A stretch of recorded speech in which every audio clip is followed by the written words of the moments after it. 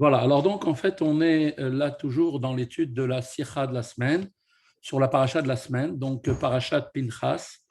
Et là, on va faire en fait on va avoir une Sikha du Rabbi qui a été dite en 1953. Elle s'intitule ainsi Consulter les autorités rabbiniques.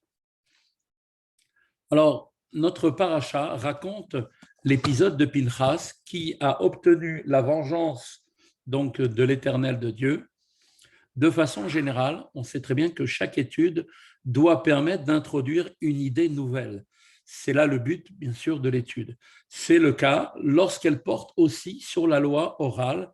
Donc, il en est, bien sûr, à plus forte raison, ainsi pour la loi écrite.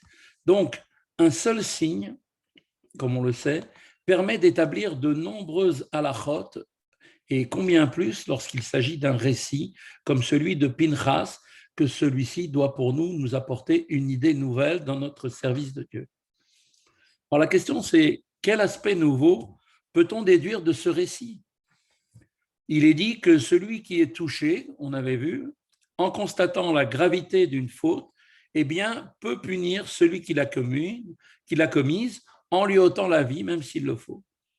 Et nos chachamim expliquent que telle est la halacha, mais on ne l'enseigne pas. Ce n'est pas quelque chose qu'on va enseigner. En d'autres termes, eh bien, cela veut dire qu'il peut arriver qu'en consultant le tribunal rabbinique pour savoir si l'on peut adopter un tel comportement, qui en l'occurrence ici s'agissait donc d'en arriver à tuer un autre juif, comme l'a fait donc Pinchas, eh bien, on obtiendrait, si on demandait au tribunal rabbinique, on obtiendrait une réponse négative, conformément à l'avis du Shulchan Aruch qui nous dit de ne pas tuer. Mais là, en l'occurrence, dans ce cadre-là, eh bien, ce même Shulchan Aruch dit aussi que celui qui est touché, qui a été profondément touché en constatant la gravité d'une faute, eh bien, a le droit de punir celui qui l'a commise en lui ôtant la vie. Alors, un tel homme, bien évidemment, ne consulte pas le tribunal rabbinique, mais va agir de sa propre initiative. Donc là, on voit que effectivement, il y a ici une notion a priori qui a l'air contradictoire dans la halakha.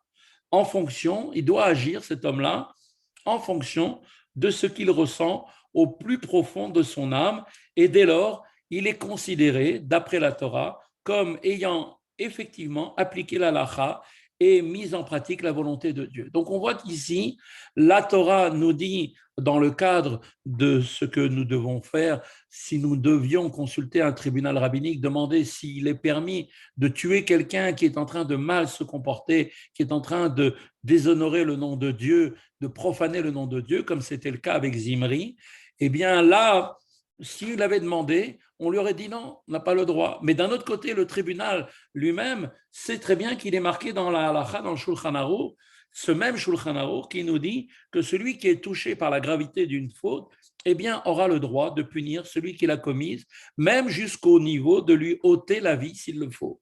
Un tel homme, bien évidemment, ne doit pas consulter le tribunal rabbinique parce que c'est son, comme on dit, c'est son empressement, son zèle vis-à-vis de Dieu qui l'entraîne à vouloir faire cet acte-là. Et donc, c'est quelque chose qu'il ressent au plus profond de son âme et donc il est considéré par la Torah comme ayant effectivement appliqué la halakha et a bien mis en pratique la volonté de Dieu. Alors, de façon générale, qu'est-ce que cela vient nous apprendre? Le tribunal des hommes doit être systématiquement consulté. En général, quand on a un problème, avant d'agir, il est nécessaire de consulter le tribunal. Néanmoins, ce n'est pas le cas lorsqu'il s'agit, dans ce cas tout à fait exceptionnel, qui s'appelle agir pour obtenir la vengeance de l'Éternel Dieu. Et de ce fait, il est dit qu'en cas de danger impliquant une intervention donc de cette catégorie qui doit être donc immédiate, celui qui consulte avant d'agir le tribunal, eh bien, est appelé un criminel, parce que s'il va demander au tribunal, le tribunal lui dira non, alors à ce moment-là, il n'aura plus la possibilité d'aller tuer la personne qui était en train de profaner, de blasphémer le nom de Dieu. En effet, il aurait dû se sentir, nous dit-on, concerné par l'événement, au point de prendre lui-même l'initiative sans interroger le tribunal rabbinique. C'est effectivement le cas lorsqu'il s'agit de la vengeance de l'Éternel, Dieu. Il faut alors être touché comme l'était de Pinchas au plus profond de son âme, au point de ne pas poser la question au tribunal des hommes et donc à ce moment-là agir selon son profond sentiment. On peut désirer en pareil cas s'entourer du plus grand nombre de précautions et ne rien faire sans l'avis des sages. C'est aussi une solution. Or, le problème ici, c'est que là, il y a une profanation du nom de Dieu en public qui est très grave, parce que là, en l'occurrence, c'était un chef de tribu qui avait agi de cette manière. Et là, chaque minute, à ce moment-là, chaque minute qui s'écoule est une perte, et bien plus, même lorsque l'avis du tribunal est négatif, celui qui est touché en constatant la gravité d'une faute peut lui-même punir celui qui l'a commise en lui ôtant la vie. Telle est la volonté de Dieu, puisque ce principe est mentionné par le Shulchan Aruch. Or, maintenant, qu'est-ce que cela vient nous apporter comme enseignement pour chacun d'entre nous? Eh bien, on peut donner à ce sujet l'explication suivante. Il est dit que l'homme peut commettre une faute, comme on l'avait vu, uniquement s'il est saisi par un esprit de folie qui vient bien sûr donc de son Yetzer Hara. Et à ce moment-là, il est comme cette femme sota qui s'est détournée de son mari, qui l'a fait parce qu'un vent de folie s'était emparé d'elle. Et donc, en fait, en son état naturel, on sait très bien qu'un homme ne veut pas fauter. Il est en effet dans une situation où il ne veut jamais se séparer de Dieu, selon l'expression du Admour Azaken, et même comme l'a répété le rabbi précédent, un homme, un juif ne veut ni ne peut se séparer de Dieu. Et comment fait-il pour faire le péché? Parce qu'au moment où il fait un péché, concrètement, il se sépare de Dieu. Toutefois, l'esprit de folie, la partie animale de sa personnalité, précisément son âme animale, peuvent le conduire à adopter un comportement animal en venant donc le perturber au point d'amener cet esprit, ce vent de folie qui va complètement le détourner de son attachement profond avec Dieu. Malgré cela, eh bien, il peut parfois aussi rechercher la vengeance de l'Éternel Dieu, non pas pour son propre honneur, ni pour celui de sa famille, en imaginant que cette personne, par exemple, comme le disaient les tribus, il est en fait quelqu'un qui est un tueur parce qu'il était descendant de lui-même. Sa descendance à Pinchas provenait donc de Bethuel, le beau-père de Moshe Rabbeinu, qui lui-même était un idolâtre et qui donc engraissait des veaux pour ensuite les tuer. Donc cette notion de cruauté, on a voulu l'appliquer à son descendant qui était Pinchas. Eh bien là, non, pas du tout. Il ne s'agit pas d'une vengeance personnelle, mais bien parce que cet homme-là recherche en fait la vengeance de l'Éternel Dieu, non pas pour son propre honneur, mais parce qu'il est profondément touché par l'événement dont il est témoin et que il ne se demande même pas si la réaction qu'il va avoir constitue une faute ou non. Et lui, sa seule préoccupation, c'est de se concentrer sur l'affront qui a été fait à Dieu, comme là en l'occurrence, avec cet affront devant tout le peuple juif qui avait été fait par Zimri, en faisant cet acte immoral et qui avait des conséquences, bien sûr, étant lui-même un chef de tribu, qui avait des conséquences sur tous les autres juifs. Et en fait, il a fait, lui, Pinchas, il a fait complètement en se concentrant sur cet affront qui a été fait à Dieu, il a fait totalement abstraction de sa propre personne et il a mis de côté son corps et son âme animale qui auraient pu le détourner, l'empêcher de faire cet acte héroïque. Et dès lors, là, qu'est-ce qui s'est passé? Il s'est complètement départi de tout cela et seule son âme divine, qui est toujours fidèle à Dieu, s'est uniquement exprimée à ce moment-là.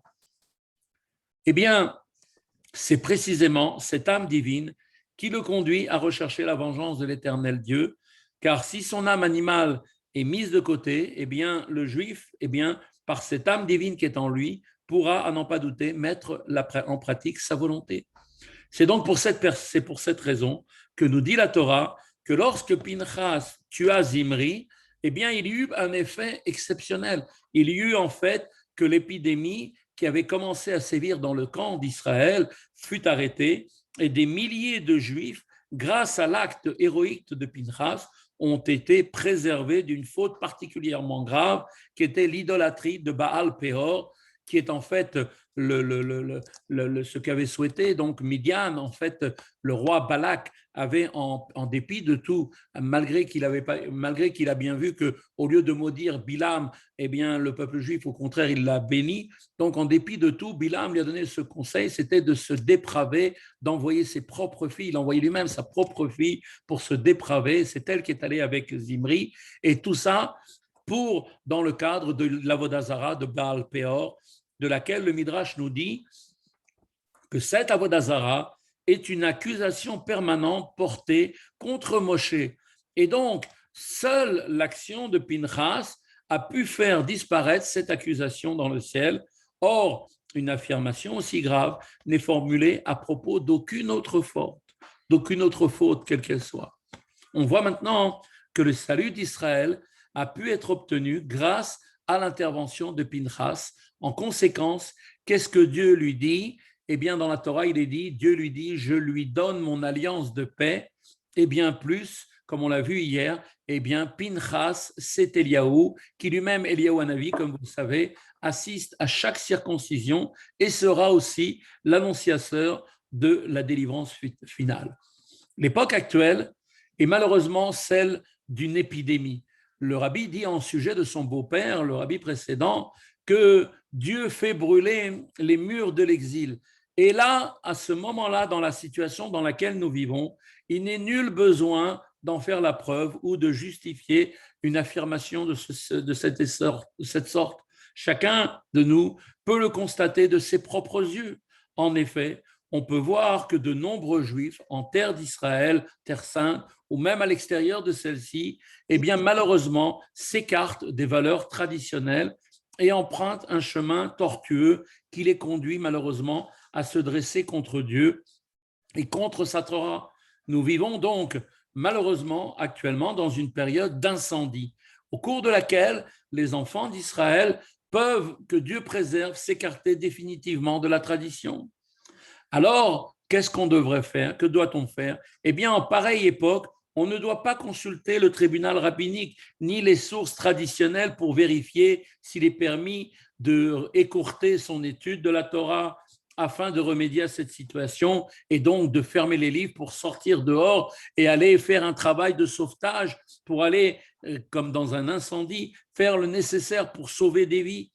Dans cette situation où on doit répondre à des questions similaires, quelle est la réponse? La seule réponse, c'est qu'il faut agir immédiatement et qu'il ne faut pas attendre que le juif, malheureusement, tombe dans l'exil, dans ces ténèbres, car chaque minute d'inaction dans laquelle nous sommes en train de regarder notre étude, notre livre, au lieu d'aller sauver un juif que l'on peut sauver, eh bien, chaque minute, malheureusement, eh bien, elle va aggraver le danger si on reste dans l'inaction. À l'heure actuelle, il faut savoir que la mission qui est donnée à chacun d'entre nous, c'est chacun doit, comme l'a fait Pinchas au moment où il a fait son acte, chacun doit raviver le sentiment de la vengeance de Dieu que chacun de nous porte en son âme, c'est-à-dire que l'enseignement profond de la Torah va lui permettre d'y parvenir.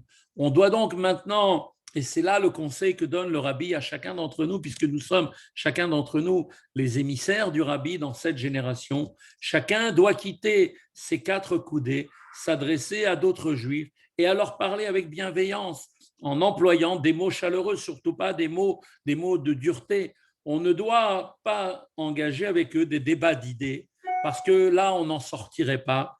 Pourquoi? Parce que il faut se rappeler que lorsqu'il y a un incendie, on ne peut se permettre de consacrer son temps à parler, à discuter. Au moment du danger, l'intellect n'est pas du tout le moyen d'attirer des autres pour qu'ils puissent se sauver, et il faut agir concrètement.